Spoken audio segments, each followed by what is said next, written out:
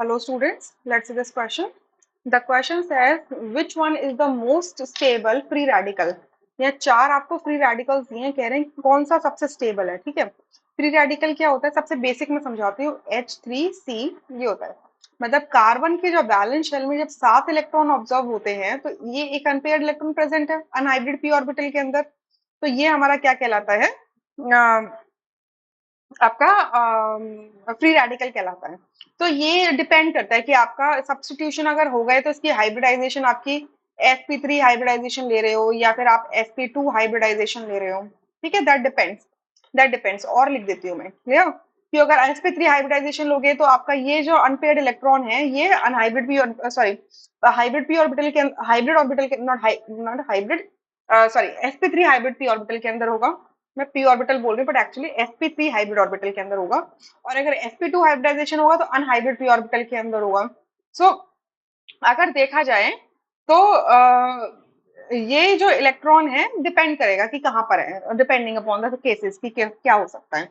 सो यहाँ पे चार ऑप्शंस गिवन है। तो ये जो फ्री रेडिकल है यहाँ पे बन रहा है, अभी देखो इससे कितने ग्रुप्स लगे हुए हैं। एक तो ये अल्काइल ग्रुप लगा है, एक ये अल्काइल ग्रुप है, एक ये लगा है, तो ये टर्शरी है। ठीक है, तो इसको स्टेबल कौन कर रहा है, प्लस आई इफेक्ट कर रहा है। ठीक है, आपके इससे एडजेसेंट क्या लगा है, मिथाइल ग्रुप लगा है, मतलब अल्फा हाइड्रोजन प्रेजेंट है। और यहाँ पर भी क्या है, दो अल्फा हाइड्रोजन प्रेजेंट है। तो यानी कि यहाँ पर क्या होगा, हाइपर कॉन्जुगेशन इफेक्ट भी होगा। क्लियर, प्लस इसके इधर क्या है, पाई सिस्टम भी है तो रेजोनेंस भी इन्वॉल्व होगा, तो आर इफेक्ट भी होगा। ठीक है, आर इफेक्ट भी होगा। अब सेकंड में देखते हैं, तो सिमिलरली CH2 है, रेडिकल है कार्बन से, और यहाँ से ये क्या है, दो अल्काइल ग्रुप है तो आपके इंडक्टिव इफेक्ट होगा। अब इधर आपके हाइड्रोजन प्रेजेंट है तो आपका एच इफेक्ट भी होगा। ठीक है, और आपका यहाँ पे पाई सिस्टम इन्वॉल्व है तो रेजोनेंस भी होगा।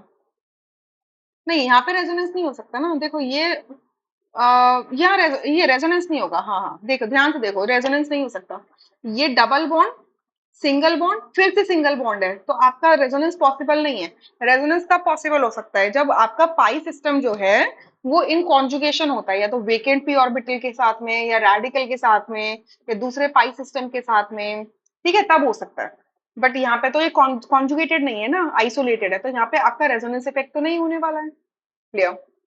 अच्छा, थर्ड में देखो, ये जो कार्बन पे रेडिकल है का मतलब कार्बन रेडिकल है, इससे क्या लगा हुआ है, पाई इलेक्ट्रॉन डेंसिटी एडजसेंट। तो यहाँ पर आप क्या देखने को मिलेगा, आपको रेजोनेंस इफेक्ट देखने के लिए मिलेगा सबसे ज्यादा। ठीक है, और फोर्थ में आपके तीन मिथाइल ग्रुप्स दे रखे हैं, तो प्लस आई इफेक्ट देखोगे आप, क्योंकि मिथाइल ग्रुप्स क्या करते हैं, प्लस आई इफेक्ट करते हैं। हाइपर कॉन्जुगेशन इफेक्ट देखोगे क्योंकि अल्फा हाइड्रोजन प्रेजेंट है। ठीक है, अच्छा, तो अब अगर इन इफेक्ट्स को देखो तो प्लस आई इफेक्ट का मतलब होता है प्लस इंडक्टिव इफेक्ट, जो सिग्मा बॉन्ड के थ्रू इलेक्ट्रॉन डेंसिटी को पुश करते हैं या डोनेट करते हैं। एच इफेक्ट मतलब हाइपर कॉन्जुगेशन इफेक्ट, मतलब रेडिकल के एडजेसेंट पोजीशंस पे अगर आपका अल्फा पोजीशन पे अगर अल्फा हाइड्रोजन कार्बन का बॉन्ड है तो वो सिग्मा बॉन्ड के इलेक्ट्रॉन्स आपके शिफ्ट हो जाते हैं। ठीक है, तो वो हाइपर कॉन्जुगेशन इफेक्ट होता है। और रेजोनेंस इफेक्ट आपका पाई सिस्टम की इन्वॉल्वमेंट होती है जब डिलोकलाइजेशन में, तो उसे आर इफेक्ट कहते हैं। तो अगर आप देखोगे इन चारों रेडिकल्स के अंदर तो सबसे ज्यादा इफेक्ट्स आपकी, मतलब जो फेवरेबल इफेक्ट्स हैं वो फर्स्ट में देखने के लिए मिलते हैं। प्लस आई भी है, ठीक है, इलेक्ट्रॉन डेंसिटी को इंक्रीज कर देगा क्योंकि इलेक्ट्रॉन डेफिशिएंट है ना, सिर्फ 7 ही इलेक्ट्रॉन है। आपका एच इफेक्ट भी है और आर इफेक्ट भी है, यानी कि फर्स्ट ऑप्शन यहाँ से करेक्ट हो जाएगा, rest option would be incorrect. I hope you understood this question really very well, thank you.